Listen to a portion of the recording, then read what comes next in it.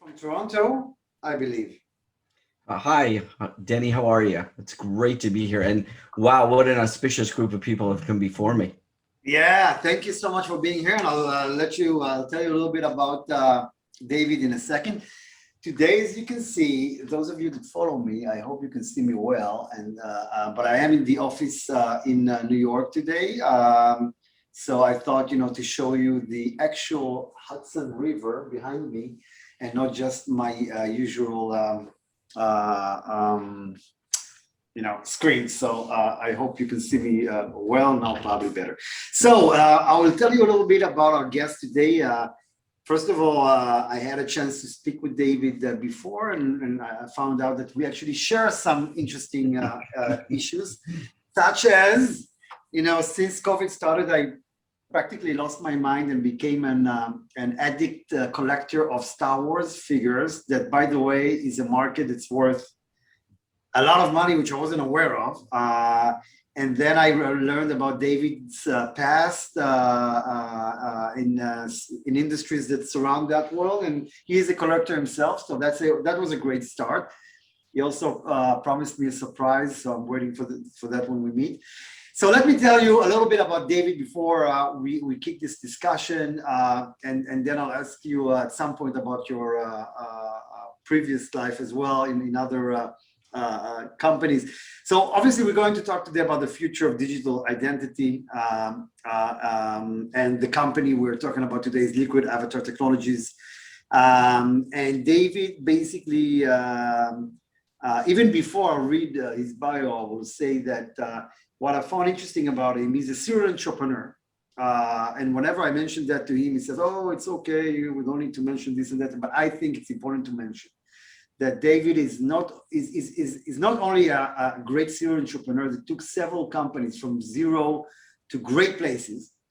When I'm looking from the investment part of that, I think he managed to deliver his investors that trusted him in two different cycles here. One is building a company and using his knowledge and know-how, and the other is the fact that each company he knew how to take publicly very nicely. So I think that those that were with him in his other companies before enjoyed two different cycles that I think are very exciting. So a little bit about David. So a serial entrepreneur, marketer, tech evangelist, capital supporter, and mentor. Is also the president, CEO, and chair of Liquid Avatar Technologies, which we'll talk about, of course, in a second. This is his fourth publicly traded company, having had successful exits with both private and public companies with past enterprises. A little bit about Liquid Avatar Technologies focuses on the verification, management, and monetization of digital identity, empowering users to control and create benefit from permission-based engagements with their data. Their app enables you to create unique facets of your online personas, allowing you to have better control over the use of that data through its biometrically based self-sovereign identity solution that uses, by the way, the blockchain technology. The company and its products are at no cost to consumers and generates revenue through permission-based offers and other services, like its KABN Visa Card and other services we'll talk about soon. So I will let David talk a little bit more about the company in a second. Couple of more words about David. He started his career at the emergence of desktop publishing in the mid 1980s.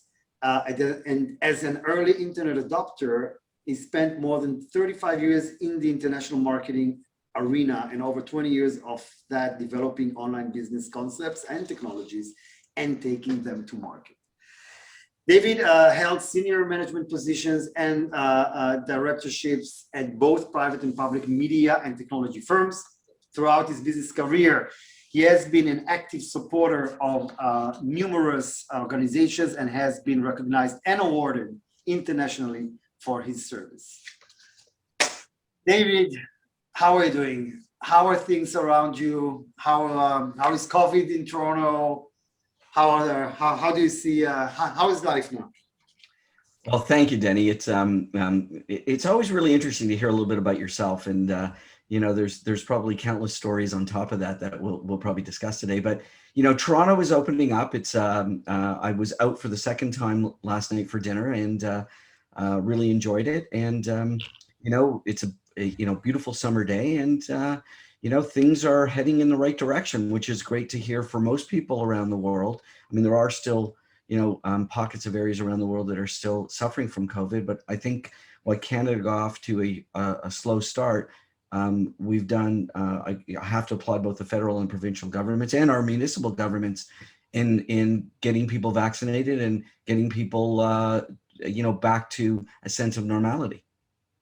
Yes, and I was very happy to hear that you guys are getting out of the COVID situation faster than actually we thought initially, which is why now we've decided to do all of our, not only our online, obviously, Canadian Family Office Conference in October, but we're going to do our 3 in-person events in Montreal, Vancouver, and Toronto in November.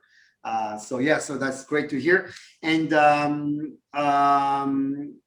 would ask you how COVID affected your business and all of that. But let's start to talk about really why we're here. The reason we're here today is to talk about you and Avatar. So how did you get started as an entrepreneur, and what's your personal philosophies of success?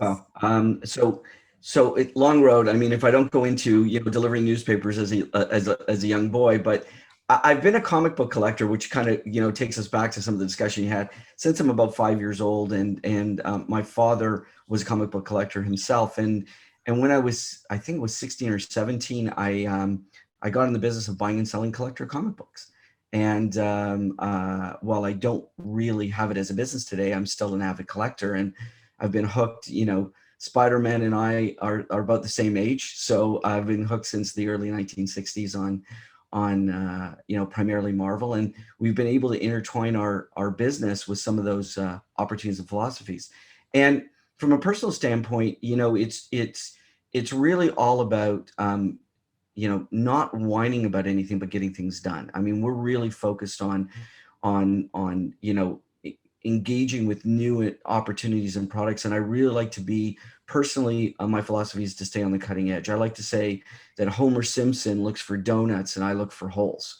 So I'm looking for what doesn't exist, not what does exist. And it's really hard to tell me no. I'm like a little bulldog. So so when someone says it can't be done, I really try and prove that it can be done. So really, it's all about creating positive momentum and moving forward in a way that benefits myself, obviously, and my family and those around us. We want to create good things for good people.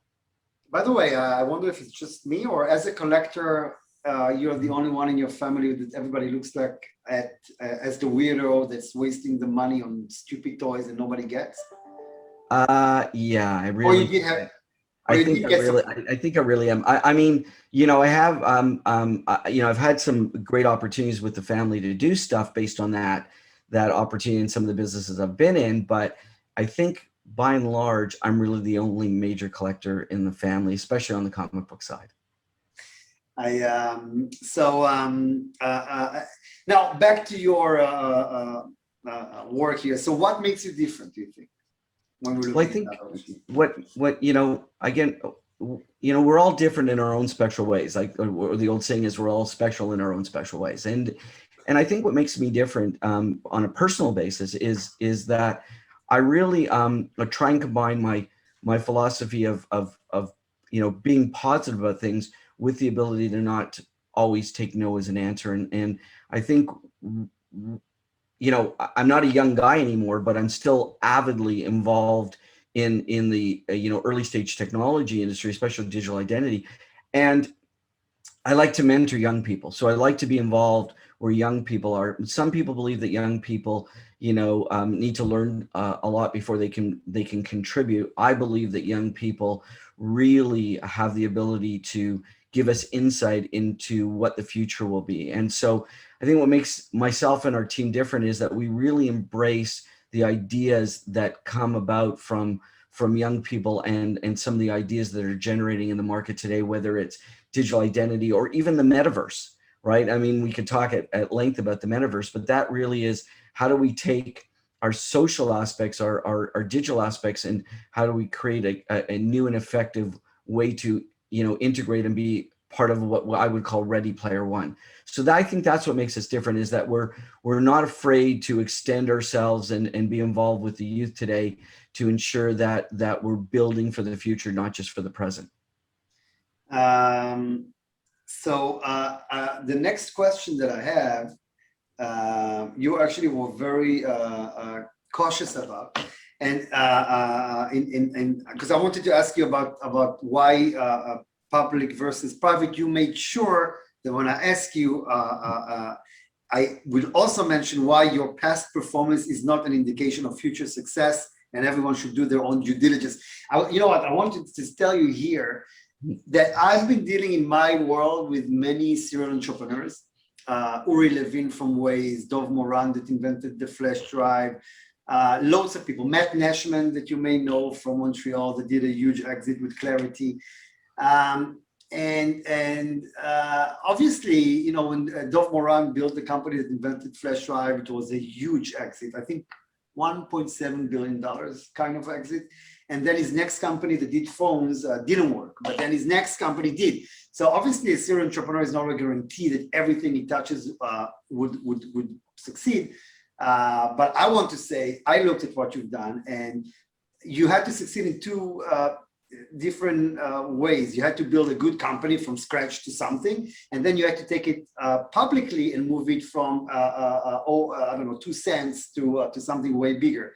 So it's different challenges, different issues with each world, different environment, different challenges, and yet you've done it 4 times, or this would be the 4th time, successfully in both circles. So I do want to mention, it's obviously, we need to be careful, but I think this is impressive. I don't see that every day. So brings me back to my question: why public versus private?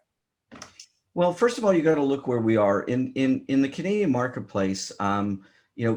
Venture capital, while it is growing, has really been focused on sort of the natural resources and things that our Canadians are used to. Technology, I think we've all in this industry sort of complained for many years that there was no love in the technology space north of the border, and companies like Shopify have changed that. I mean, really applaud the young people at Shopify, and they become amazing at empowering the rest of the world to do e-commerce. And there is a lot of Canadian technology and invention, but what I've found is that it takes a village to raise a child. And so when you're looking at big ideas and big opportunities, I'll give you an example. My first company that went public developed the initial gateways for Canadians to literally type in their credit card information and do e-commerce. And everyone, including Visa, MasterCard, and the Canadian banks, told us we couldn't do it. We set out to do it. We proved we could do it, and it was adopted with NCR and First Data Corporation. And along the way, we had ups and downs in the public market. But that company went from 10 or 15 cents at the early stage when we were just going public, all the way to $3.75 at its height. Now, small companies are sort of can be a roller coaster ride too. So not everything is always up. But what I find is I like to get great people around me at the beginning and share. And to do that, a young public vehicle is probably the best way to do it. So I think that the public opportunity gets ambassadors involved, gets champions involved, gets people who want to contribute and be part of the company, but still want to have, if they want, enough distance to come in and out of a company. So I like the public mentality, and we've done this now in Canada and the US. So I think it's important that you've got to be able to weather the storms, because there will be great days and there will be not so great days in the public market, even though you're building a technology or a company, which, as you said, has a different cycle for success. So you've got to balance the two. So this is what I like, and I think it's exciting, and it's something that we've repeated a number of times because we found it has been successful for ourselves, and many of our investors have done very well. Now, let's talk about Liquid Avatar, your latest venture. Tell us about that. Well, Liquid Avatar, the name and the avatar is actually, when I brought it to our team, they said, I just don't like it. This is not something. But when I actually got the design right, everyone fell in love with it on our team. And Liquid Avatar is all about empowering the next phase of the digital economy. Now, if you think about the internet, at the beginning until recently, digital identity wasn't an opportunity. I mean, you could be whoever you wanted to be at any time, and many of us have suffered from the fact that people have impersonated ourselves or stolen ID or compromised credit cards or done whatever they've done. And at the end of the day, that's been very difficult to manage. But with the invent of blockchain technology and some other factors and the speed of the internet, digital identity is now a possibility. But integrating digital identity into the internet, someone has said to me recently, it's like trying to change a jet airplane engine in mid-flight without disturbing the passengers. It's a difficult premise, but if you think about it, the most valuable asset I have, and arguably everybody can say that they think differently, is my identity, is my data, is everything that makes me me. And on top of all of this, Denny, is that the regulatory landscape is changing. So with GDPR in Europe and CCPA in California being the General Data Protection Regulation and the California Consumer Protection Act, and the Consumer Rights Act in Australia and all these things in PIPEDA in Canada, we're seeing that people are being pushed to be empowered and manage their digital identity and their digital credentials. So Liquid Avatar was born to support individuals, businesses, governments, enterprises in the pursuit of digital identity and the management and control of it. Interesting. Now, tell us more about digital identity, changing regulations, and why it's important and different than what we have right now. And also what's out there today in this space. Yeah, so I did mention a little bit about that, but recently Australia and Singapore announced that children born today will never have a paper birth certificate. It'll all be digital. The British Columbia government and the Ontario government have recently announced that they're going to be doing digital initiatives to support digital identity in each of the provinces, and states are talking about it and countries are talking about it. So the ability to be able to prove who I am digitally when I'm online, when I'm shopping, when I'm taking a course, an education course, or I'm using health benefits is not only efficient, it's important to the individual and the ecosystem. It makes it work better. So knowing that when I make a purchase using a credit card, and if it's over a substantive level, I can prove who I am, means that identity fraud may diminish, and this $30 billion industry, which is credit card identity fraud, would all but disappear, probably making it better for those that carry credit cards and pay interest. It probably would lighten the load. So there's a lot of opportunities and a lot of changing regulation to support that. And a lot of it was done in the last few years because corporations for well over 100 years or longer have been in charge of our data. They're the ones that own the data. We don't own our data. Why shouldn't I own my own data? Why should I not be in charge? And if a corporation wants to use it or benefit from it, why shouldn't I get something for it? And governments starting in Europe and the EU recognize that fact, and it's grown as a movement. And why it's better than what we have right now is it will diminish fraud, improve engagement, improve cost efficiencies and effectiveness, and really empower users to have a voice that has been diminished by corporate data. But I have to ask you, when I have a credit card and when I have a passport, at least you cannot take it away from me because I have it in my pocket, right? I can lose it, you can steal it from me, but you need to be very violent to do that.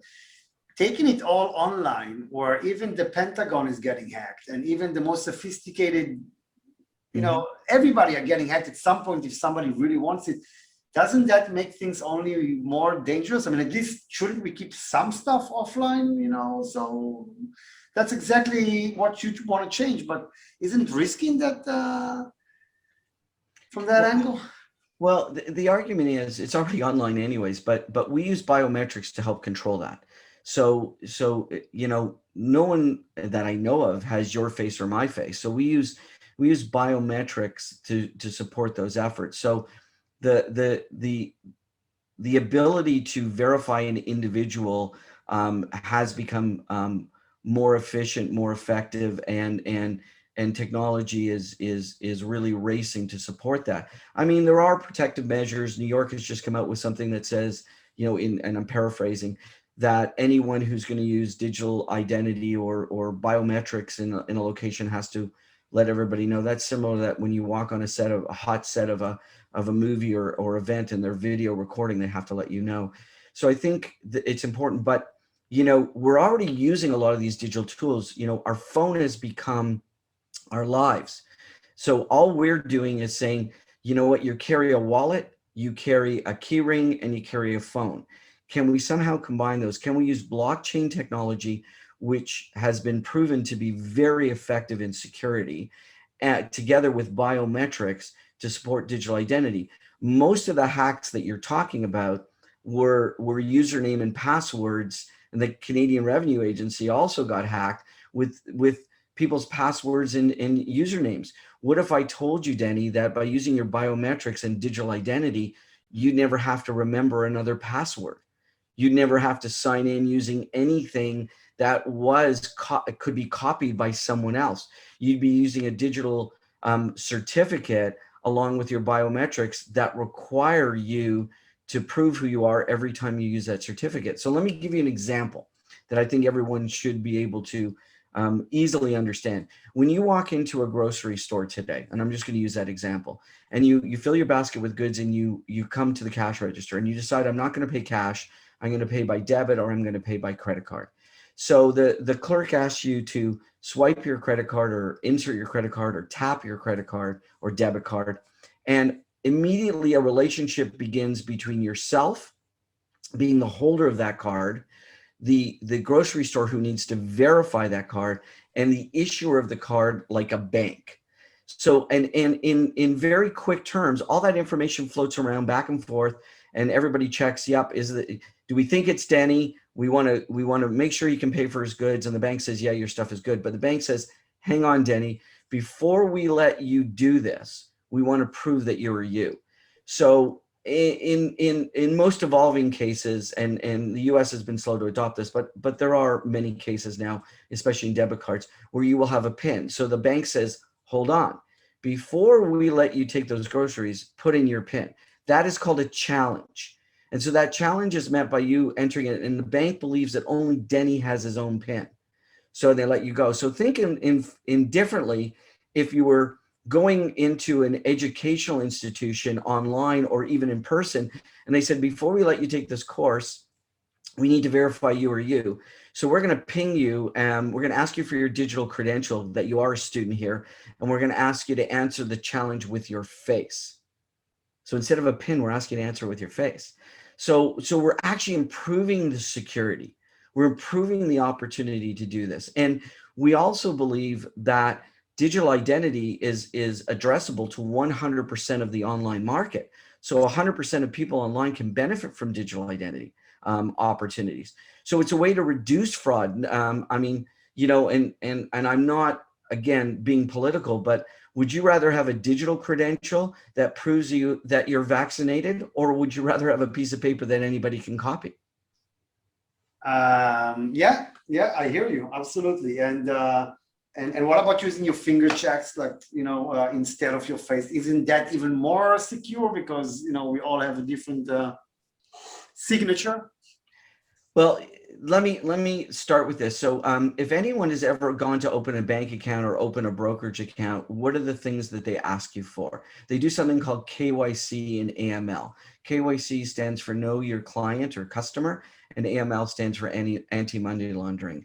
What we do is we start the process with a biometric being your photo, and I'll come to fingerprints in a second, and a username and password in our mobile app. Our business solutions are a bit different, and the reason we do that is because no matter how many usernames and passwords you have one face.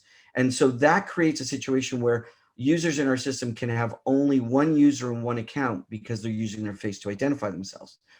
Once we start offering them other services like our Visa card and everything else, they have to go through the KYC and AML process. We have to further identify them. And to do that, we do a standard KYC and AML. So, Denny, I'm going to ask you a question, and I'm going to figuratively ask you this question. If I asked you to take out your wallet right now and prove who you are using credentials that you would do to a bank or elsewhere, can you bring something out of your wallet right now that has your fingerprint on it, your retina?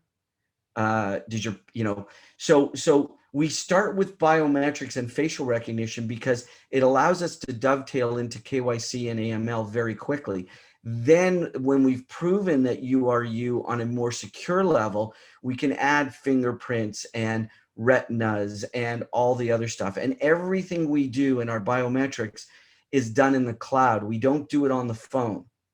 So we don't do it on what's called an edge basis. So if your phone or your device is compromised, lost, stolen, damaged, you don't lose all your data. It's only secure to you in the cloud, and we can't get access to it. So it's all about you. So we start with face, and then we move into other areas as we grow.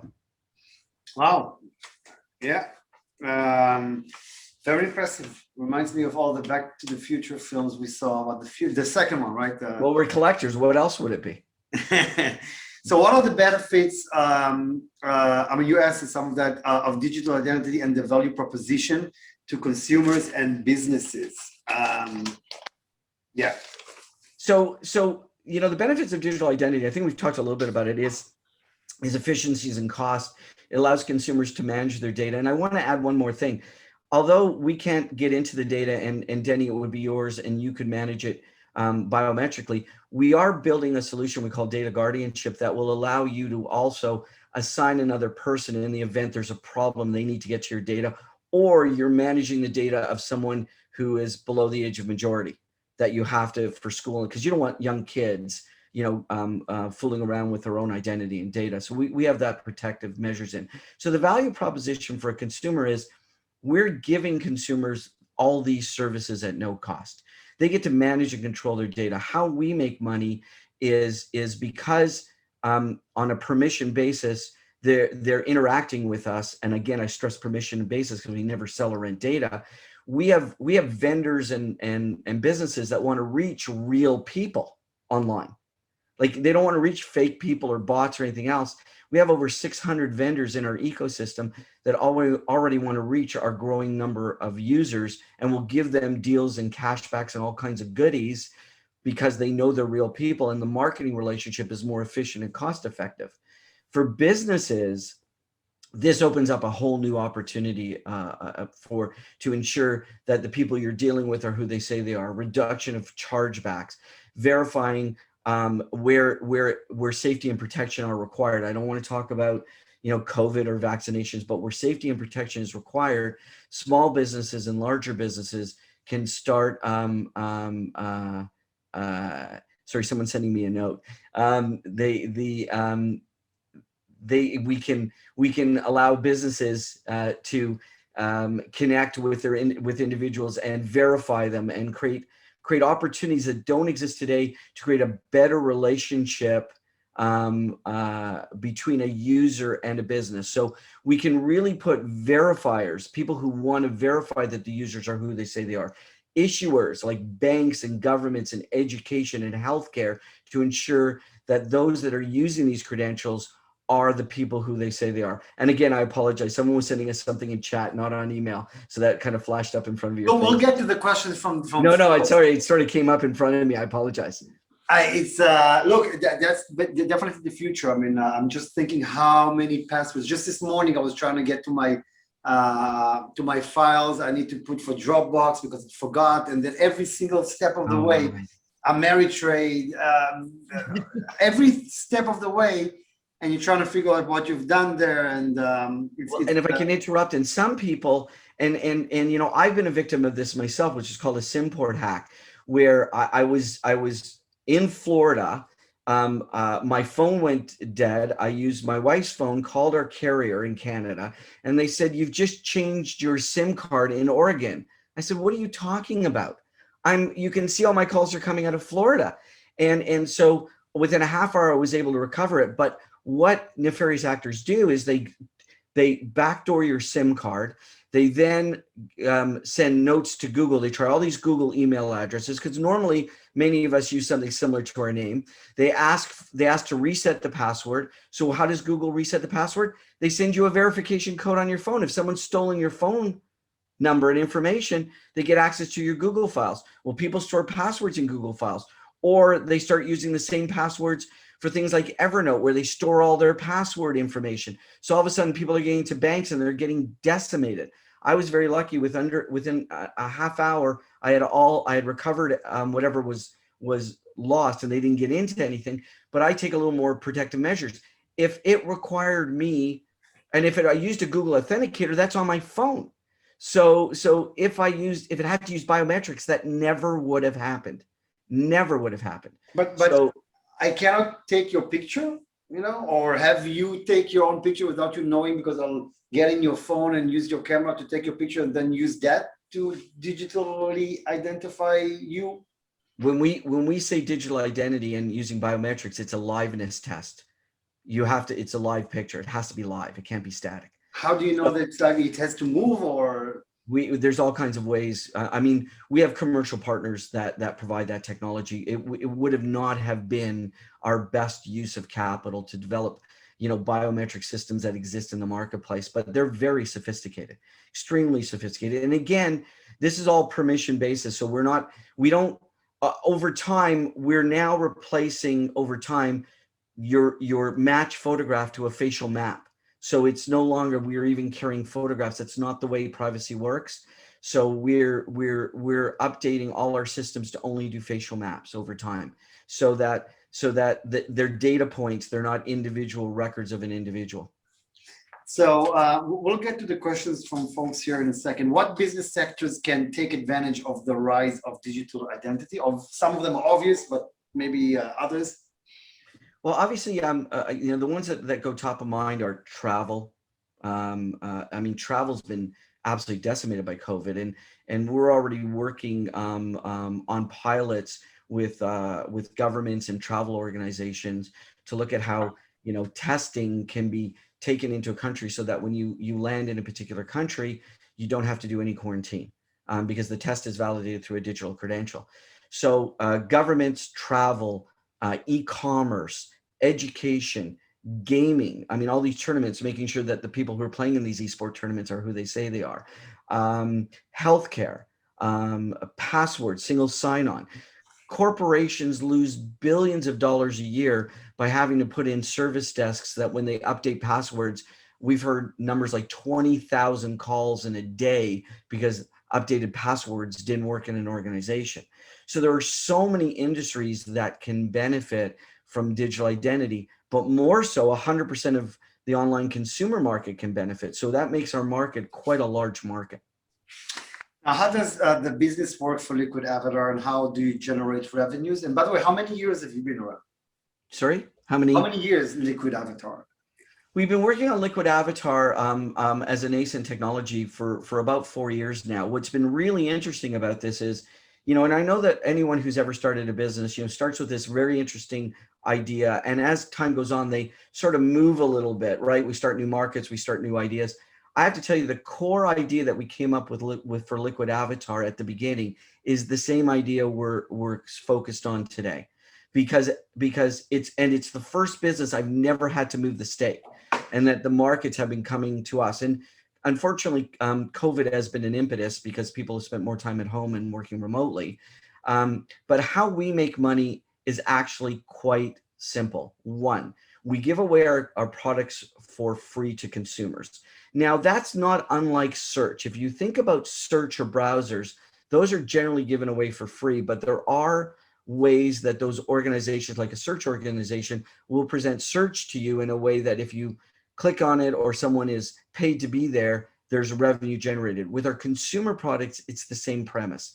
We follow tried and proven techniques. We give the consumers our products for free, and in return, we introduce them on a permission basis where they want to, using our platform, they can take advantage of deals and specials in our system. Very simple and similar to search. On the business front, we are just bringing out 2 new SaaS models. And so for those that don't know, it's software as a service or on-demand software with recurring revenue models built into it. One is large organizations and governments, they can build their own digital credential platforms. They have the resources. But small and mid-sized enterprises and apps don't have that. So we've developed a program that will allow small and mid-sized enterprises and apps to be able to create or author and issue digital credentials to their constituents and hold them inside their platform or app. So it's a really turnkey solution that really these organizations don't have to have depth of knowledge. So they don't need to know how to build a watch. They only want to wear a watch. And we're providing that services, and it's just starting now. And we're seeing immense opportunity, and we're seeing great take up in that area. And one of the areas that we're being very careful to talk about today, which we think is a massive growth opportunity, is verification of digital credentials. Our clients that we've been talking to and our partners, it's not just one thing to hold a digital credential and build a digital credential. You have to have a way to prove it, to verify it. And we're working with partners now to create an infrastructure, initially a pilot infrastructure, and then a global infrastructure that will allow efficient and effective ways to verify credentials at literally pennies. It will be a very, very low cost way to create massive adoption in the verification. So those that have credentials and those that issue credentials can easily and effectively verify them as well. And that's how we make money. And how do you differentiate yourselves from competition? Well, it's an interesting industry. For those that remember, the late 90s and the early rise of the internet, will remember a term called co-optation, which, sort of reflects your competitors and your complementers in the same, environment. And that's what we're seeing. I mean, we're steering members of the Trust Over IP Foundation, and we're involved in a lot of industry organizations. And we work with complementers, competitors, cooperators. We work with all of those in the same environment. How we differentiate ourselves is our first line of opportunity and operations is the consumer. When we worked with a number of large technology companies who wanted to focus on issuers like governments and banks, they said, well, we don't know if we really want to work with you. And we said, well, at the end of the day, who's going to hold that credential? You have to empower the consumer.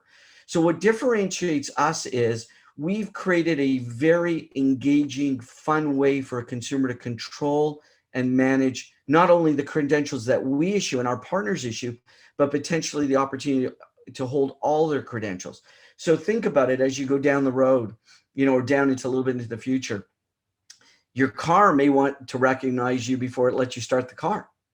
Your house may not, or your office may want to not let you in until you prove who you are. There's a lot of ways that consumers will use different, pardon for that. I have a big dog at home and we're all working remotely. And but all these things really create opportunities for consumers to engage. So we differentiate ourselves by providing consumers with free to use tools and opportunities to create fun and engaging ways by attaching different credentials to different avatars, different facets of their personality. And then we've now added business solutions. So we've started from the consumer to business, where most organizations are B2B. Growth, how do you see that? Yeah, I mean, could be absolutely amazing for us. I will use a number, and again, that's why we prefaced it, which I always want everyone to do their own due diligence. So an individual digital identity user is likely got a value of somewhere around $250 US. And that is plus or minus a number of situations. And I'm looking at that from some of the research we've done. Everyone should do their own. And then a verified individual, someone who is at a bank grade verification, which we provide, can be worth up to $1,000 as a user. So on an enterprise growth level, if we reach the milestones that we're setting for ourselves over the next few years, which is hopefully millions of users, our enterprise value will be enormous. So our growth as a business, as a value-based business, will grow, we hope, enormously. On the business front, because we give our consumers tools for free, we've seen great adoption with the early stage of our app. We're in the process now of taking all that feedback, and we expect by early September we'll have a new, really exciting version of the app. Not that the current version is exciting, but taking into account all the feedback. And then growth in our business to business sectors looks amazing. I mean, I akin it to growth of the internet. So if anyone wants to look at growth of the internet, growth of digital identity, we believe is the same. Now, we don't believe we'll be the only player, and we're not the only player. But with 100%, market addressability like that of search, online communications like we're doing now, and browsers, we believe we can capture a large enough piece of the pie to make ourselves very, very successful. I guess you answered my next question, which is why should we consider investing in Liquid Avatar? But maybe anything we didn't mention there, other than the points? Well, I mean, management is very vested in this company, and we've been buying shares all the way along, and we haven't sold a share yet. And yeah, we've seen the cycles, up and down cycles. I would say if someone is really considering looking at the growth of the internet as the future, they've got to look at digital identity.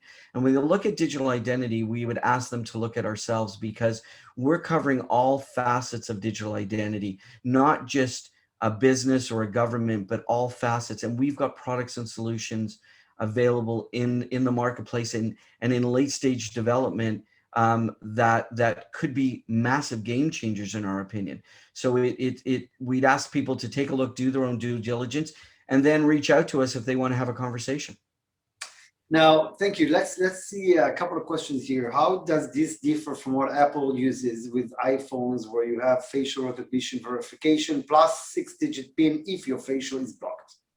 Sure. So something. That is a really great question. So phone technology is two things. One, it's edge based, so it sits on your phone.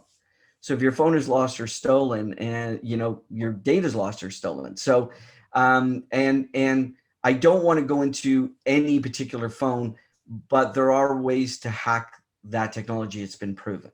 The other item is that and we've seen this. So I'm gonna counter this where we see companies like Apple and Facebook doing all kinds of advertising about privacy, because California regulations require them to change the way they've done business.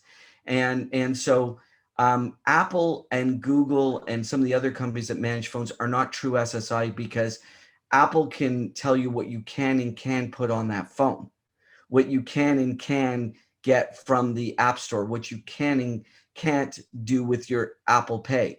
So it is not true self-sovereign identity. Our platform is true self-sovereign identity. And oh, by the way, can be installed on an Apple phone. What if you have bad Wi-Fi or other wireless signals and you're trying to get access? Well, that's I'm going to leave something to the imagination, but at the end of the day, we've recognized that challenge in verification, and we're solving that with our new system that we're building to come out this fall. So we recognize that you're only as good as the service that you have. So we're also working on, it's not just bad Wi-Fi service. What about inclusion issues? What if you don't have a smartphone? How are you going to manage this? So we're working with ourselves and others to support a number of different non-electronic means as well. How does your solution compares to SecureKey? It's a great question, and Greg Wolfen is a great guy. The guy's behind SecureKey. We recently we're in a lot of the same organizations, SecureKey and ourselves. And again, this is where you start getting competitor, complementer, cooperator. The SecureKey has primarily focused on the banking industry, a financial services industry, and where we focus on the consumer industry.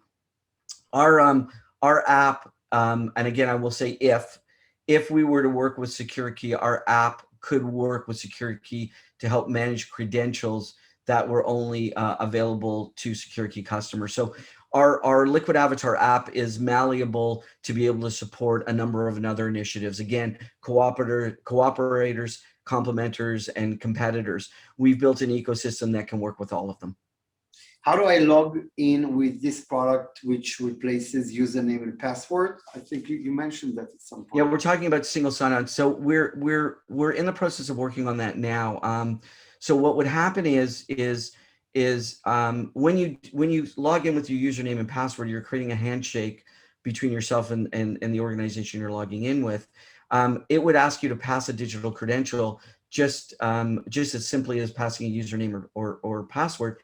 You'd pass that user credential, that digital credential, and it would ping you with a challenge, just like using a PIN, and ask you to answer with your face, and then the transaction would be completed.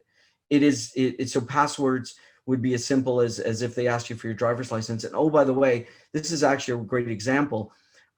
So every time that a young person walks into a store that sells liquor or tobacco, or in some places cannabis, or even lottery tickets, they're required, the vendor is required to prove age.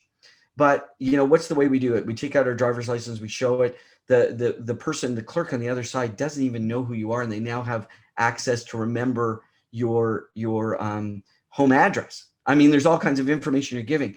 With digital credentials, the clerk would ask you to provide a digital credential that proves you're over the age of majority. In Ontario, where I am, it's 19.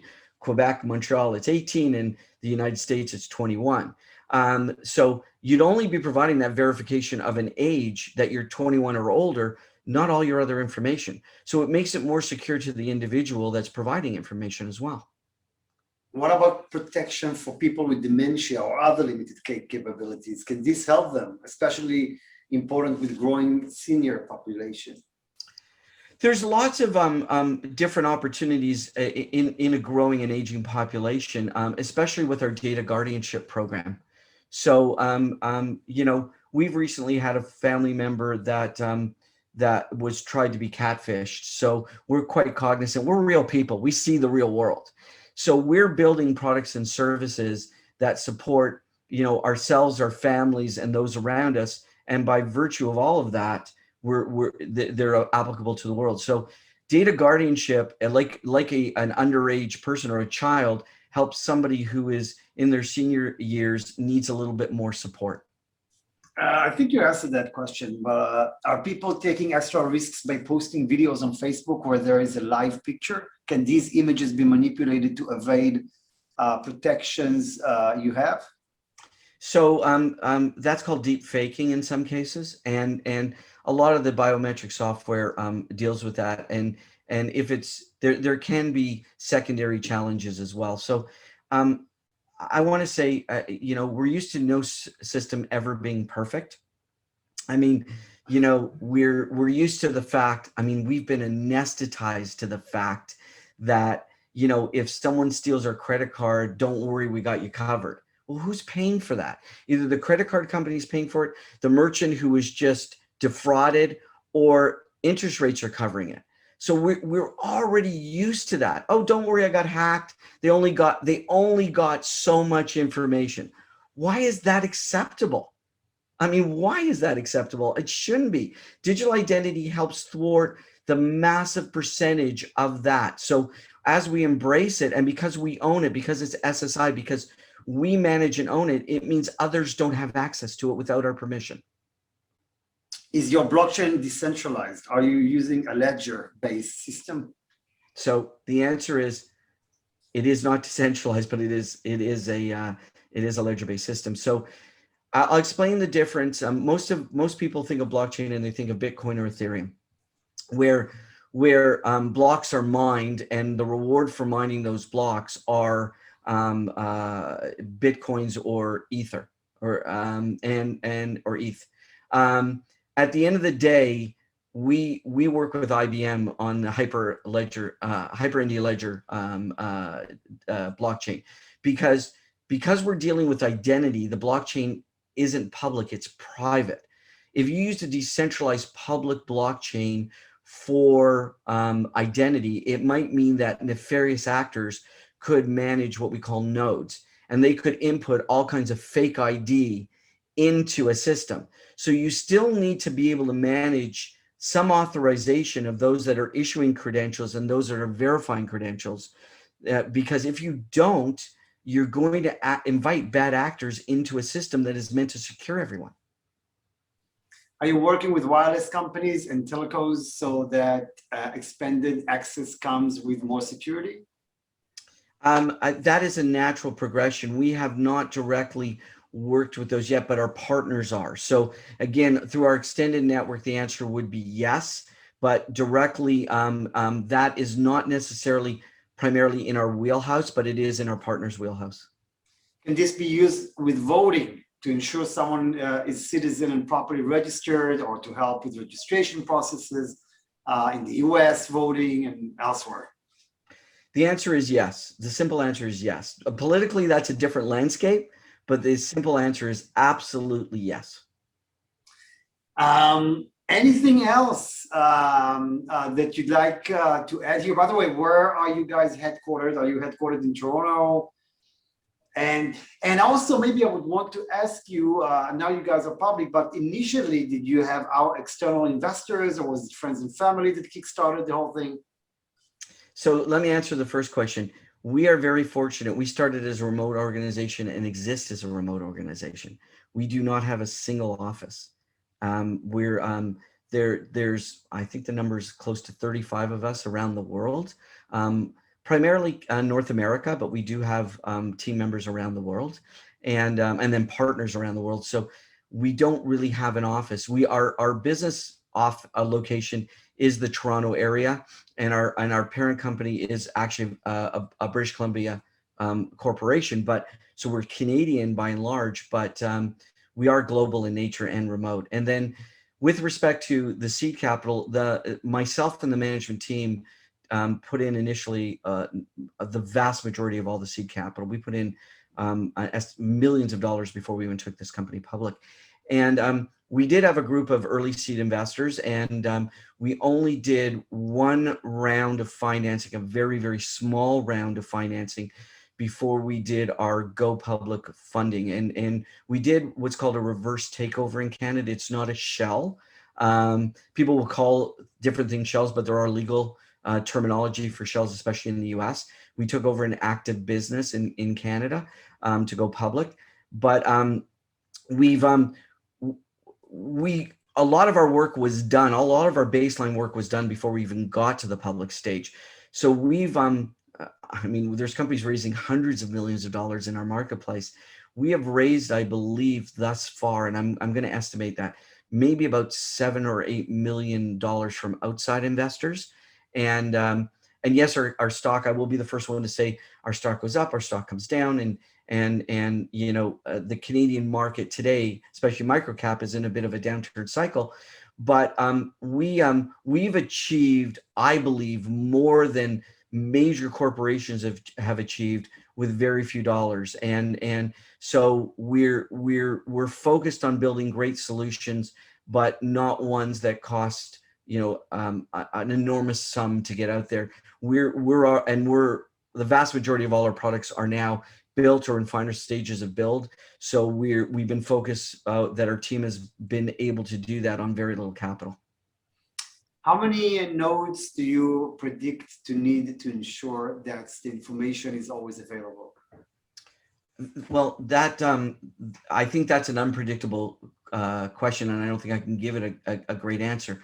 Right now, we have multiple nodes on multiple networks, but some of our programs will not require nodes to work. They will require connectivity, but we can go globally for verification with almost no nodes. There's different ways to tackle this problem. The technology backbone is blockchain, but it doesn't mean that everything else needs to be blockchain. So we've got to keep that in mind. It's not about reinventing the entire wheel. It's just about maybe making it more durable, reinforcing it, and making it more adaptable to other solutions. It seems like everyone, I'm just reading couple of more questions coming in, can be hacked.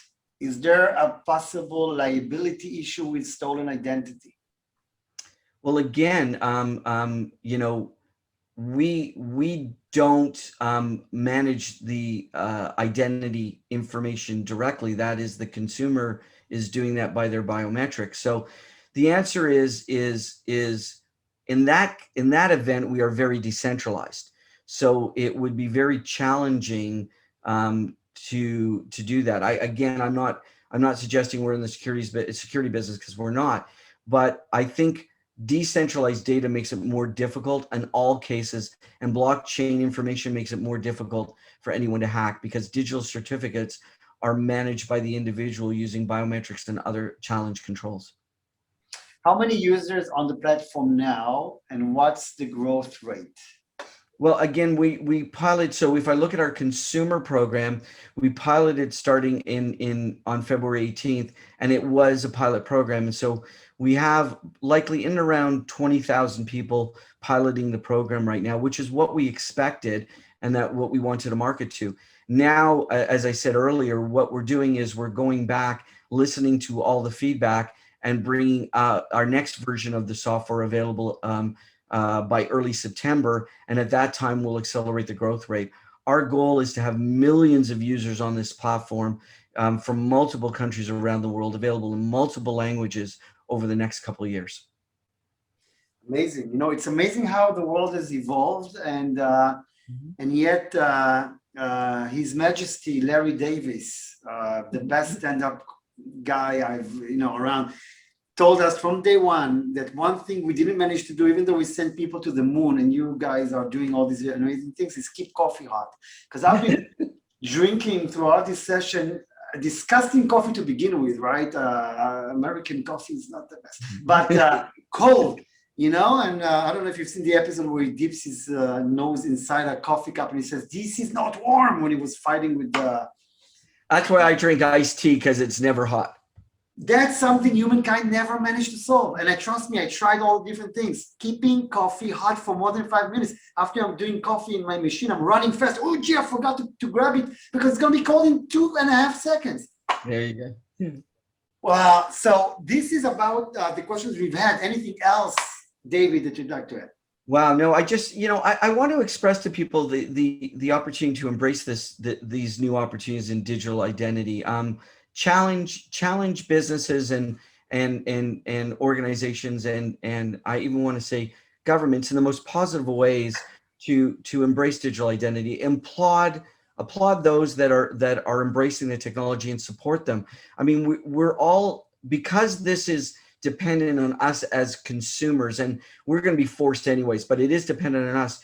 We have to take a positive attitude to embrace it. I mean, we're using Alexa, we're using Google Nest, we're using everything around us already that supports us. Why not own the data and take back control of who we are, so that the benefits come to us and not to others? Absolutely. So guys, this is being recorded, so you'll be able to see that. We'll send it tomorrow alongside a way to reach out. I want to thank you, David, for today, and I'm looking forward to seeing you in person and not only on a Zoom call. And again, if we will not have more surprises coming our way. We're going to be in Canada doing 3 events there, and New York and Miami, Art Basel, and London. So lots of stuff is coming after the summer. Still more amazing webinars, sessions, family office sessions are coming. And somebody's writing here, you rightfully pointed out that the nature of the sector is that many people will be deciding to implement their own solutions. So what about interoperability? Interoperability. That's a really good question. So interoperability is something that we've embraced. So we use open standards, and this is where, again, you get into the complementers, competitors, and cooperators.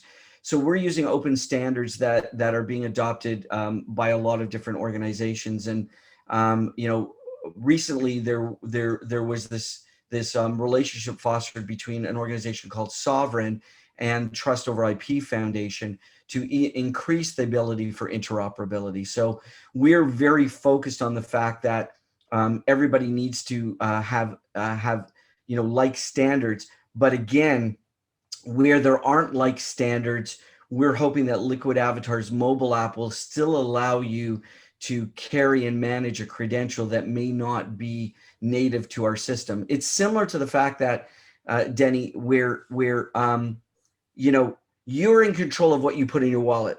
Bank A can't tell you can't put it in the same wallet with Bank B. But if Bank A issues a digital credential that requires it only to be in their digital wallet, and Bank B requires a different digital credential that can't go in Bank A's wallet, you're going to be carrying multiple wallets, multiple credentials, all these different things. And it's sort of like a big fat wallet, virtually. So Liquid Avatar has been designed to be able to take that into account. Interoperability is at the top of our list, and where interoperability doesn't exist, what's the next best solution is by making your platform wide enough to be able to embrace other platforms as well. And you know what, maybe last question I want to ask you, your previous lives, your previous companies, in which segments were they, in which sectors? E-commerce. I developed the technology, or our team developed the technology to allow Canadians to do credit card input in technology. One of the big opportunities we did is we created a global network that instantly translated in over 68 languages content on the fly, and we created a social network that had over 250 million people chatting with each other in multiple languages. And that was integrated with Yahoo Messenger and Facebook Messenger. And in fact, we had an opportunity, probably the best thing we never won, but we were actually the stalking horse on MySpace and lost it to Justin Timberlake. So we've built large networks before. So this doesn't scare us on that level. And we've been early adopters of digital identity technology. So at the end of the day, I think it's important to understand and to look at our website. We just launched a new website today, actually, in conjunction with this. But to look at the organizations that we're involved in and where we are in those organizations, I mean, we're taking principal roles so that we can continue to be part of the leadership of this industry. Again, it's sort of the rising tide raises all boats equally, and digital identity is so big that it can't be managed by one or two organizations, but we want to be in that leadership group. What's the website? It's liquidavatartechnologies.com. And if you want to find out more about our Liquid Avatar mobile app, you can go to liquidavatar.com, and it's available on the Apple App Store and Google Play. Maybe when you send me your information that we will be sending out tomorrow to everybody, you can also include all of that. That will be helpful. Of course. Because that's a question here that people are asking. They want to see the platform. So yeah, so great. I'm trying to read the questions, and all the light from behind me is on my screen. So I wanted to be, neutral here with the Hudson that you guys see, or you don't even see. No, it's great. I mean, it's great. Can you see? I can't wait to come back to New York. It's a pretty day today, yeah. And actually, I can tell you, it was. I'm starting to see, it's beautiful day here in New York. Denny, I got to see you in person because, as you said before, I've got a Star Wars present for you. I know. So all I wanted to mention was that first time I was mentioning that I was happy to see a full subway the other day. I had to wait. Wow. Now I'm waiting again and again, so I'm not so happy about it anymore. And now I came from Westchester here to the office, and I had no place to sit, and that hasn't been for a while. I never thought I would be happy about it, that I have nowhere to sit, but finally I am. So thank you so much. Stay safe, everybody, and we'll keep on doing this. Hopefully, many years we'll hopefully see David in person at one of our events in the States or anywhere else. Yeah, I know backlighting. Thank you for somebody's writing to me about how I use the. I wanted to sit in, and show you guys how happy I am when the Hudson is behind me.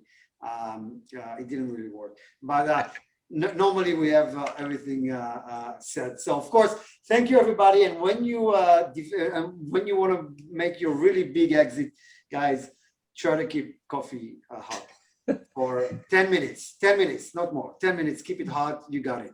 So I see more remarks coming in. Oh, everybody's happy. Everybody's happy. And they said we coordinated the shirts. David, that's true. I never noticed that. We both have purple shirts. I don't know what I'm wearing because all the light in front of my screen. No, me as well. Me as well. Yeah. So yeah, we have. Thank you so much. See you everybody soon. And this will be recorded. This is being recorded. Will be sent to everybody tomorrow, so you guys can check it out. And all of you that couldn't make it here, it's my stupid joke. Don't know it, but you will get the link so you can watch it later. But you don't know it because you're not here. Thank you, David. Thank See you you guys later. Take care.